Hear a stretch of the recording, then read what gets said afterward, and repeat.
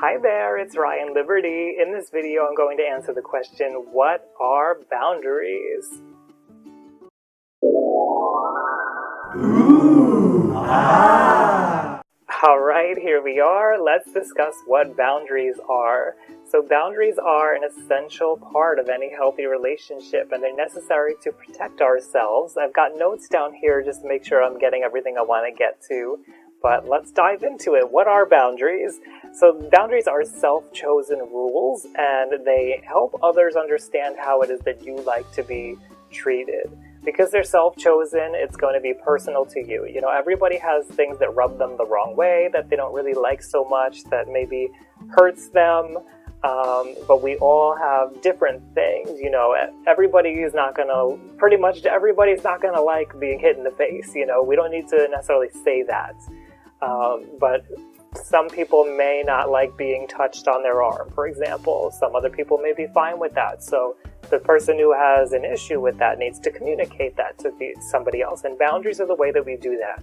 Boundaries allow us to smooth out some of those rough edges and have positive relations with other people.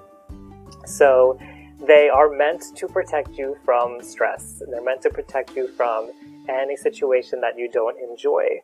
They are not a form of manipulation or punishment, and I have a little note about that because I'm going to talk about it a little later. I know some people get hung up on this. Boundaries are okay. They're meant to protect you. And let's get into how you do a boundary. It's simple. There's 3 steps. So the first step is just to say how you feel. So it's something as simple as, I feel sad. I feel angry. I get upset. That's the first step. Very simple. How do you feel? Second step, state why it's happening. When you won't answer my question. When you won't pick up the garbage on the floor. So putting those 2 together, you know, I feel upset when you won't pick up the garbage on the floor. I feel alone when you won't answer my question.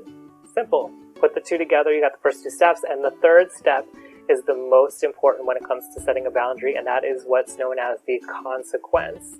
So that is, what are you going to do now that you've stated that it bothers you, and if the person you're telling continues to do this behavior, what are you going to do that's in your power to defend yourself, essentially, to take care of your own needs? So, you know, let's put it all together. The first part, I feel angry. Second part, when you won't pick up the garbage from the floor. Third part, if you continue to leave garbage on the floor, then I'm leaving the house. I'm leaving for now. And that's because it's something that's in your power. So that's a important part about a consequence. It has to be something within your power to do. So leaving the room, leaving the home, that's something you can do. Maybe it's, well, I'm turning the TV off and you're not allowed to watch it.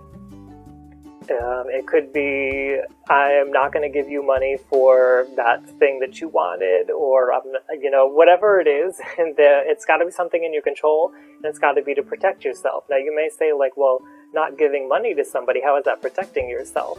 Well, it's giving yourself integrity, because you feel that giving money to somebody who treats you wrong is disrespectful to yourself. So that helps to protect yourself self-esteem, protect your self-integrity.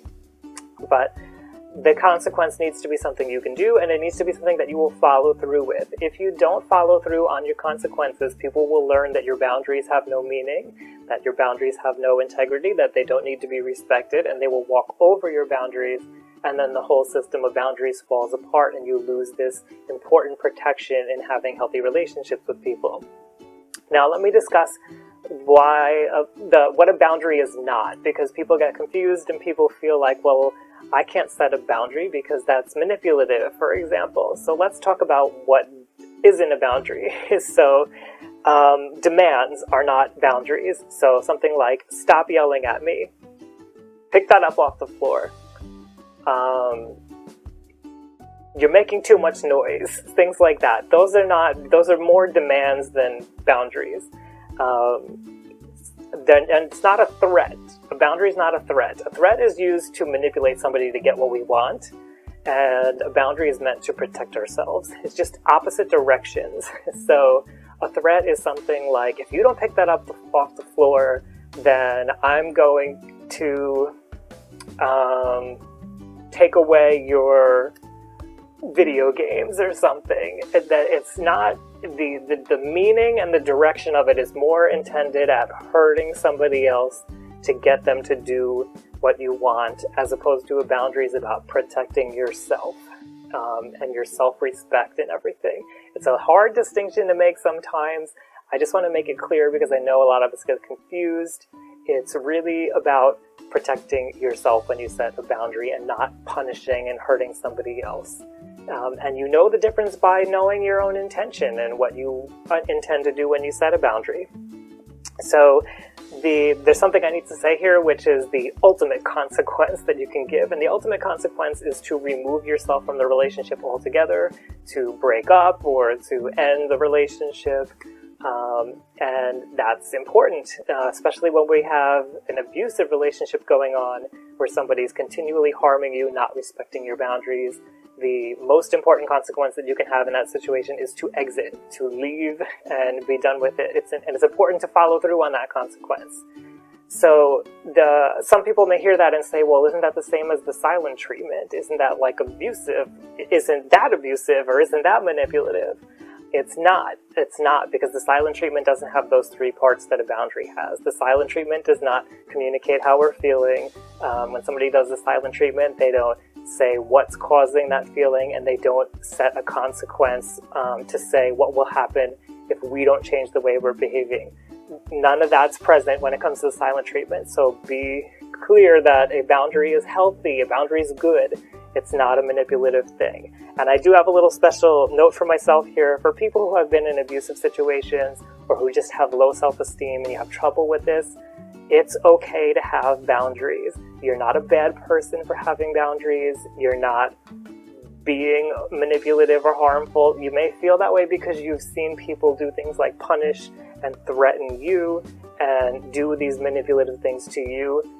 What you are doing to protect yourself is not the same thing. So rest assured, it's okay to set a boundary for yourself. And they are actually essential to having healthy relationships. So stand up for yourself. It doesn't mean that you're controlling anybody. I hope that gives you a good, explanation of what a boundary is. And I'd love to hear from you if you think I've left anything out, or if you have an experience where you're not really sure what's going on. Leave it in the comments below, and I'll do my best to get back to you. And I thank you for joining me to learn about boundaries that are important to everybody. So thanks again. Hey, it's Ryan Liberty. If you like that video, please give it a thumbs up, share with a friend, and leave any questions or comments down below, because that would really help me out. If you're somebody who's gone through a traumatic event and you're feeling cut off from the people around you, I have a free course that will help with that, so please click to get it. And if you'd like to see the rest of my videos, please click subscribe. As always, I want to remind you that your life matters. Nobody can question your worth. However it is that you're feeling, whatever it is that you're going through, it's okay, and you are loved. Thanks again for watching.